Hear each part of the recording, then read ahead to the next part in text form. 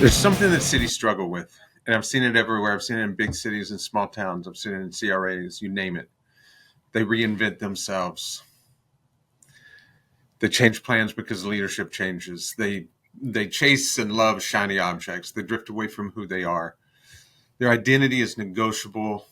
The systems, they're just inconsistent. The culture can become fragile. Your identity can become politically compromised, or just a political, I guess football is the term.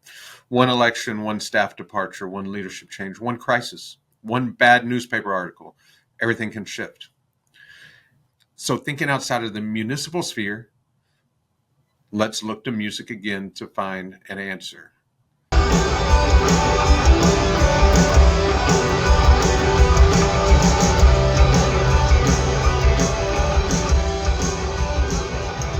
This is why Iron Maiden becomes that example that cities should look at to understand how to navigate this. Because this isn't a band. It's a 50-year, to use the cliche, it's a masterclass in things like organizational consistency, even through personnel changes, operational excellence, just at an elite level, brand identity, something you connect with, something that defines their identity clearly. Incredible global logistics, talent development, community building, a tribe, emotional resonance. Just, you could keep going on and on. And so if you're a city and you want identity, Iron Maiden has built an identity that's recognizable on every continent around the world. You want consistency of your brand? Iron Maiden has had the same core brand for half a century. And we're going to talk about this a little bit in the next episode also, in terms of how that brand is identified. Cities, you want fans, you want an audience, you want tourists, you want repeat visitors, you want customers for your businesses, you want residents, you want talent that wants to feel like they belong where you are. Iron Maiden invented the modern fan base. And so, also in a person, it's also in a funny way, this is another very personal episode for me, because Iron Maiden is the band that shaped me as a guitarist. It's what shaped me as a fan. It's what helped me understand what belonging can mean to a shared identity that's not based on demographics, but it's based on, there's a cultural element to it, but it's based on a shared concept, a shared feeling, a shared emotional depth. And it has shaped the way that I think about identity and I think about culture. When I started playing guitar in 1981, after not being able to figure out the drums, and my mom taking me to a music store and trading my drum set in for blue and black sunburst, Washburn T-Bird, and a Sun amplifier. I played, I tried, but I kind of wasn't getting it. And the thing that I might have almost been ready to give up. And then Iron Maiden Peace of Mind came out, I think 1983. And I loved it. And I wanted to play it. I wanted to play the songs on that album. And that is the album. I told Steve Harris this once when I met him actually at MIA Airport, that, that's an album that changed my life. It's the one that kept me playing guitar. And it's the reason I still play guitar today. It's why it's on the wall. It's my favorite album of theirs. It's my favorite album. So anyway, so there's a personal element of Iron Maiden to me. It is my favorite heavy metal band. And now, fast forward to today and 2 weeks ago, watching Japanese bands like Lovebites carry the Maiden torch with the speed, the gallop, the dual lead guitars. It brings us back full circle to Iron Maiden being the best next thing to talk about in this podcast after thinking about the things we've talked about so far. But the bigger lesson is that Iron Maiden is what economic development looks like when you do it right. And so why is that? So let's talk about the lineage from Lovebites 2 episodes ago, from them and bands like them back to Maiden. And so one of the cool things about discovering them as a new band was hearing Maiden all over their sound. The harmonized leads.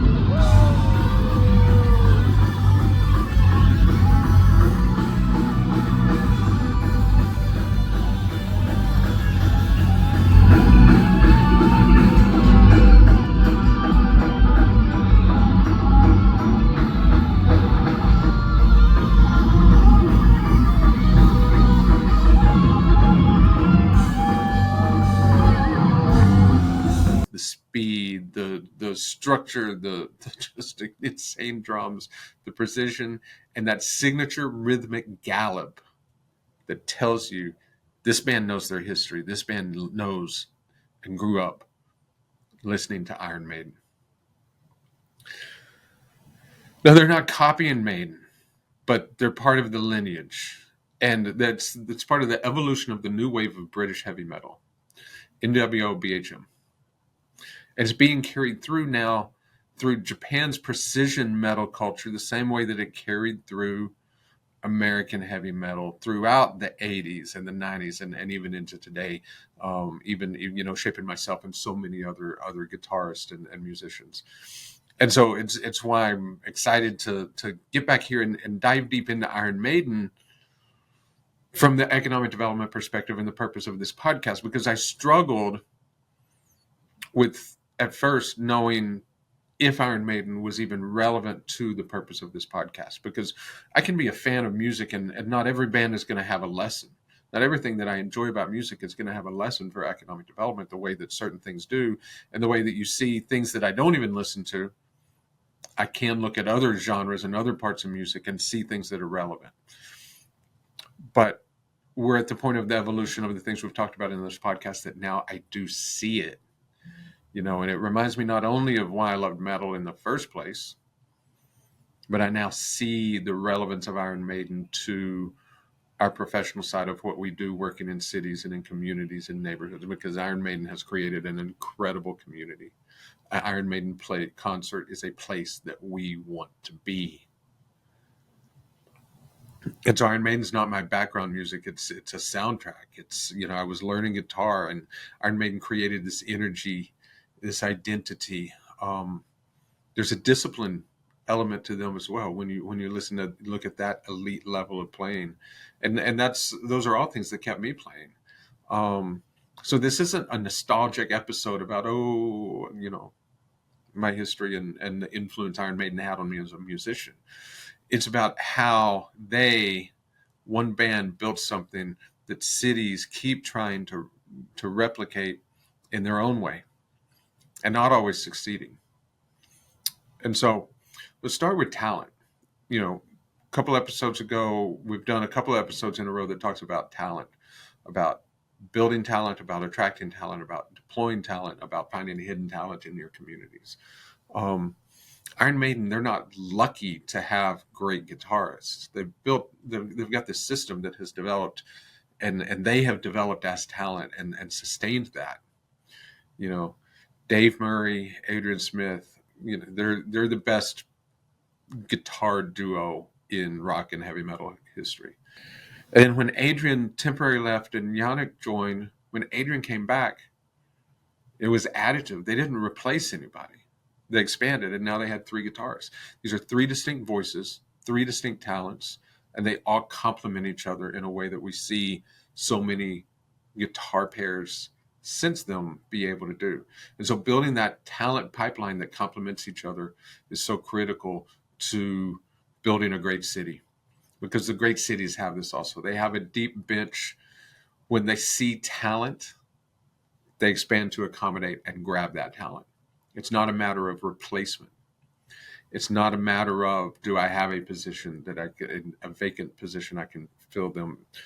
Do I have a vacant position I can place them into? This is a talent, and we want them, and we're going to make them part of us, and we're going to figure out a way to do it. And they do it in a way that they can layer the skill sets. Again, the talent complements each other. There's a redundancy there, so that talent is overlapping while it's also complementary. And you're adding new voices that support and reinforce rather than erase the old voices. And so you see that sort of evolution of the talent within Iron Maiden. And this can be the difference in how a band can grow, the same way a city can grow, or the way that a band or a city can stagnate.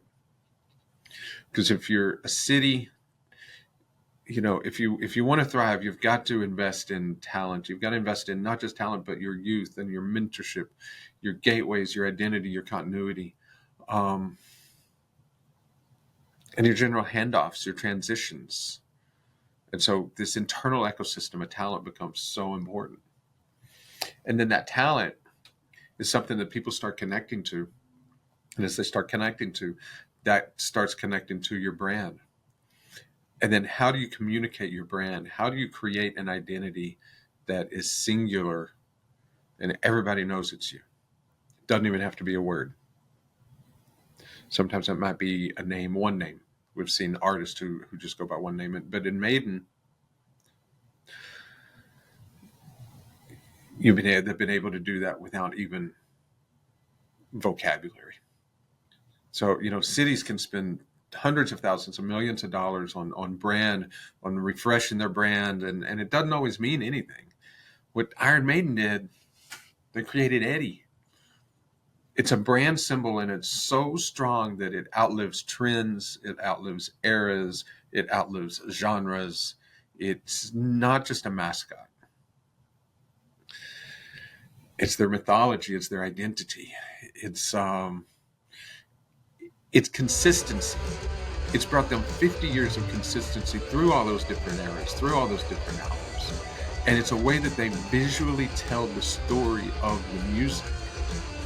They say that you can't hear a picture. Well, if you show a metalhead a picture of Eddie, they can hear it. And so for the Iron Maiden tribe, because of Eddie, when people see Eddie, they know what they're getting. They know what they're getting before they hear the music, before they see the show, before they even buy the ticket. And that's brand clarity. And in the next episode, we're going to dig specifically into Eddie as a brand and the deeper branding lessons that we have there. So, city brands can change with political leadership. They don't have that consistency. They can dilute when your departments disagree with each other. You get some pressure, you get, one bad newspaper article, your brand can collapse, or you can let your brand collapse. That happens to companies as well. One controversy. A bad review of an album does not change Iron Maiden's deployment of Eddie.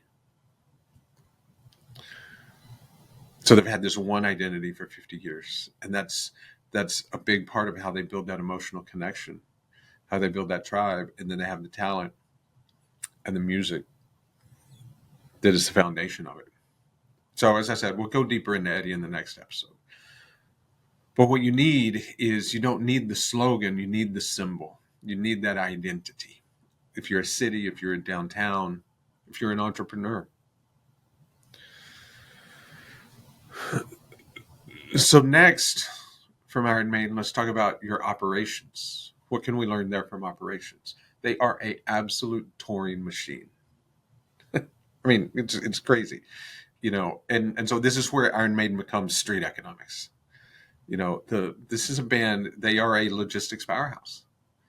They had, and they've got a documentary about this where, and you can see it, where they have what they called Ed Force One, their own 747. And it was flown by their lead singer, Bruce Dickinson, who is also a commercial airline pilot. They're touring globally. They've got precision routing, high reliability. They've got this discipline to their operations. Just watch the merchandise booth at an Iron Maiden concert. They've created their own economy when you see that. And they've got this production consistency regardless of the nation that they're in. Logistics. I think there's a quote attributed to General Omar Bradley from World War II. And I don't remember exactly the quote, but it's basically that planning doesn't win the wars. Logistics wins the wars.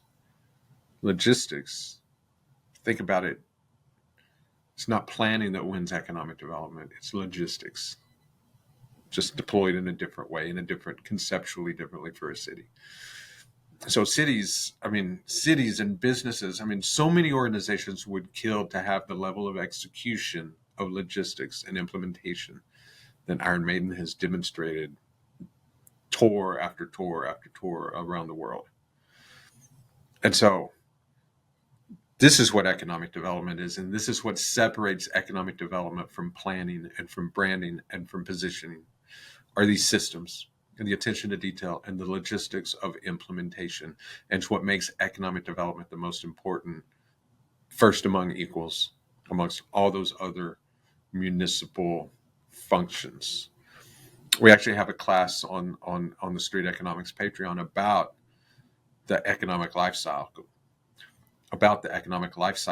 and the role that economic development plays in all of those other disciplines. And so if you're a city that gets this right, you've got reliable service delivery and consistent service delivery. Your logistics means you execute your capital plans without drama. You've got consistent maintenance of your infrastructure, day in, day out, that just daily grind, but you're consistent about it. And so by doing this, you're creating confidence for your investors and your prospects and your businesses. You're building predictability and credibility for your residents. You're operating like professionals that gets you more and more into that mindset and that situation, that I don't even know the word, that position to deal with and move through those leadership changes that can be very bumpy. What we talked about in the prior episode, the one right before this one, we talked about arch enemy and leadership change. And so Iron Maiden, the lessons from Iron Maiden become the workflow, the blueprint for how you set yourself up to be best positioned to manage those sort of leadership changes, whether administrative or political. And so when you look at Iron Maiden, you see what happens when logistics, call it implementation, meets identity in a way that works. So now let's talk about what do we learn from Iron Maiden about place. So this is probably the place that I struggled the most about. How is Iron Maiden relevant to economic development? Was really, how is Iron Maiden relevant to place? So the Music Cities podcast is a platform to teach and learn about how music can inform economic development and entrepreneurship, but really inform place and how people connect to place. That was very easy to do in the episode about Jimmy Buffett. We've had examples that are very easy to look at when we look at talent and we look at innovation.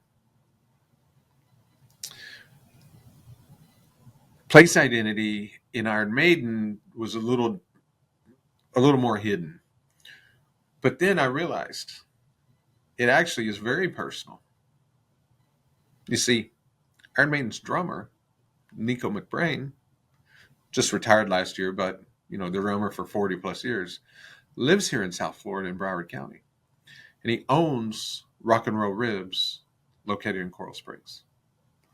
And so this is not a celebrity business story. This is not a story of a musician who took the money they made and just invested it in some business.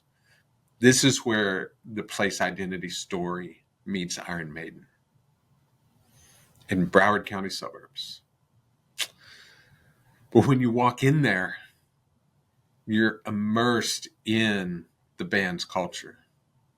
And that's what makes it a community anchor, especially for the rock and roll community in South Florida. It is a local gathering spot. It is a reflection of who he is and what Iron Maiden is. And it's what we talk about all the time in the Music Cities podcast is that culture creates place and place reinforces the culture. And Rock and Roll Ribs, food is delicious, by the way. Rock and Roll Ribs is a micro version of what great cities do, because they create these great spaces of identity. They build local community and connection to community. They're part of your story. They're part of your resident stories, and they create these bonds through shared cultures where demographics don't matter. And that's placemaking. That's cultural placemaking, and that's what matters. That's what matters to economic development, because you're creating a place people want to be. And that's what he's done at the micro level in Coral Springs. He's created a place that we want to be for all different kinds of reasons. Looking forward to his anniversary party, which I believe is December 6th. Great event, fun event.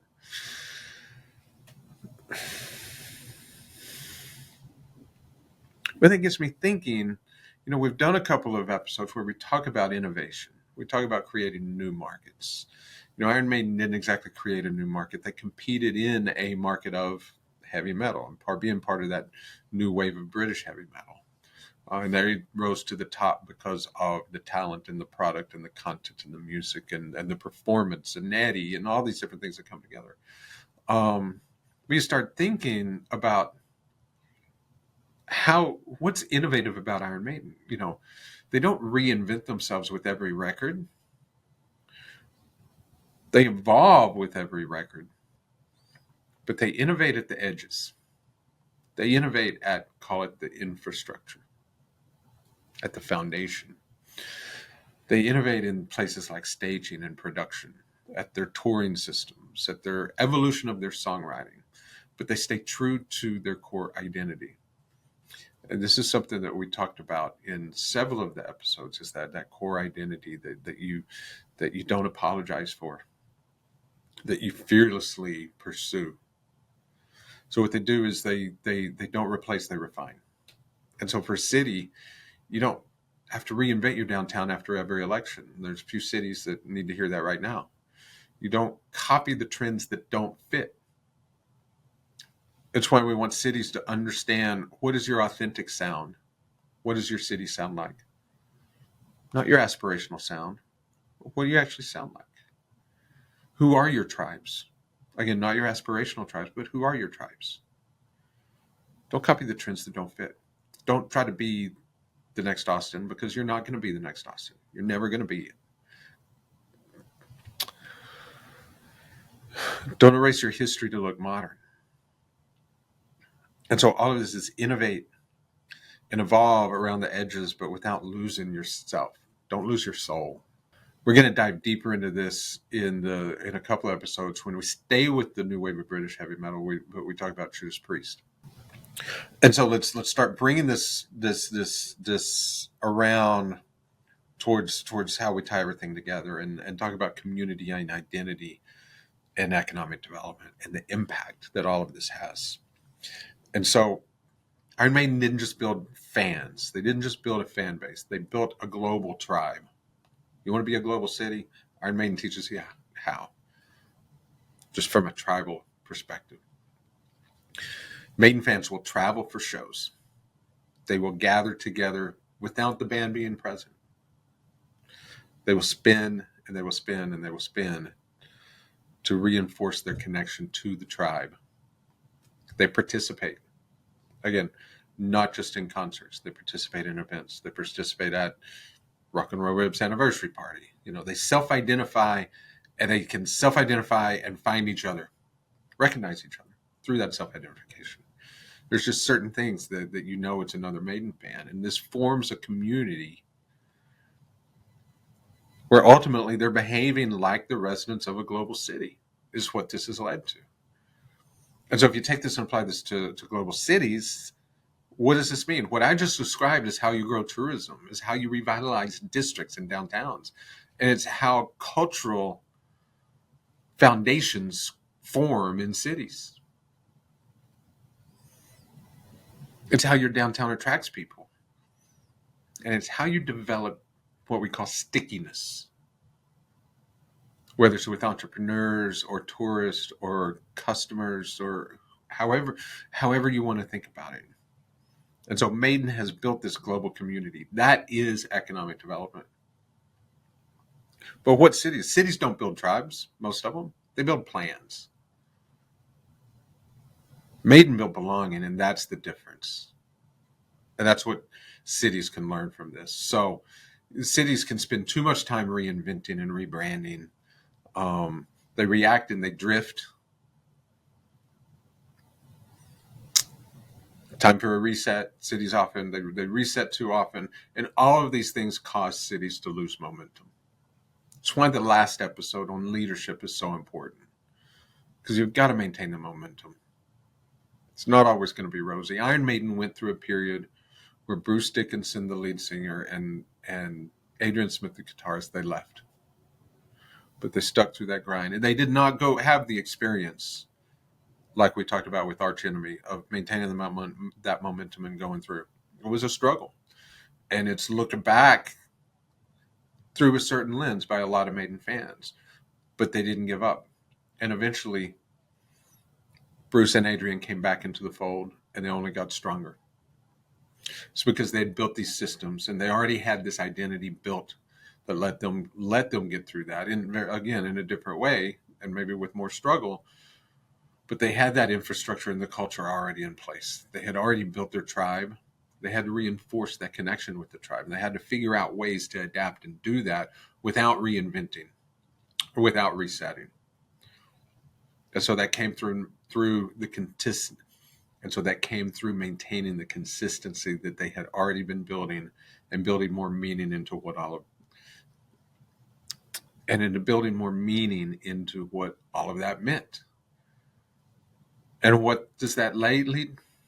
And what's that lead to? That leads to 50 years of loyalty, 50 years of relevance and emotional connection. Again, that is economic development. So, wrap up. Look forward to the next episode talking about Eddie. Iron Maiden shaped me as a guitarist. They shaped how I understand culture and identity and community and belonging. And now, after rediscovering music and a different view of music through Japanese metal and exploring leadership through Arch Enemy, it's clear that Iron Maiden is one of the best economic development models in the world, in addition to being one of the best models of staying power in music and arts and culture. Consistency, identity, the culture, the systems that you put in place to support all of that, the talent that's always evolving, infrastructure, community, logistics, implementation, execution. So that's the Iron Maiden model. That's what cities need. The next time I see you, I'll be with Eddie. So horns up. Let's do it. See ya.